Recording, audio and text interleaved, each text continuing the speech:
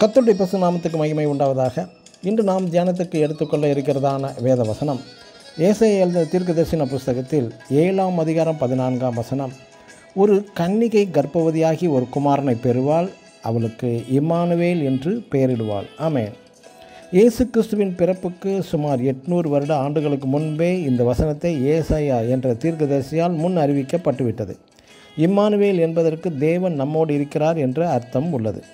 மற்றும் தேவதூதன் மேய்ப்பர்களிடத்தில் மிகுந்த சந்தோஷத்தை உண்டாக்கும் நற்செய்தி என்று சொல்கிறார்.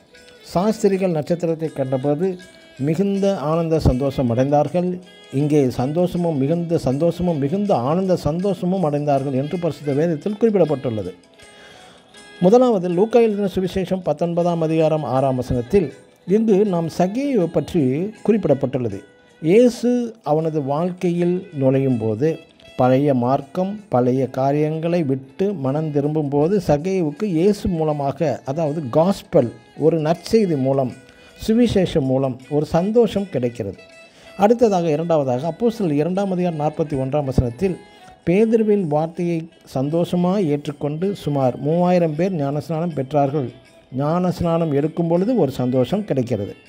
மூன்றாவதாக ரோமர் 14ஆம் அதிகாரம் 17ஆம் வசனத்தில் வாசிக்கும்போது பரிசுத்த ஆவியினால் உண்டாகும் ஒரு சந்தோஷம். அப்பொழுது நாம் தேவனுடைய ராஜ்யத்தில் பிரவேசிக்க வழி வகுக்கிறது இந்த பரிசுத்த ஆவி மூலம் ஒரு சந்தோஷம்.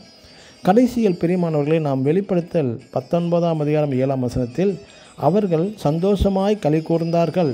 எதற்காக? ஆட்டுக்குட்டியானவரின் கல்யாணம் வந்தது, அவருடைய மனைவி தன்னை ஆயத்தம் பண்ணினால். இன்று மணவாட்டி என்பது சபையாகிய நாம் அனைவரும் எப்படி காணப்படுகின்றோம்? குறிப்பாக ஏரோது ராஜா நட்சத்திரத்தை கண்டு கலங்குகிறான். ஆனால் சாஸ்திரிகள் நட்சத்திரத்தை கண்டதும் மிகுந்த ஆனந்த சந்தோஷம் அடைகிறார்கள். ஆம், எனக்கு அன்பான சகோதர சகோதரிகளே, இந்த வாரம் முழுவதும் கிறிஸ்தவர்கள் மிகவும் சந்தோஷமாக களிப்பாய் காணப்படுகின்றார்கள்.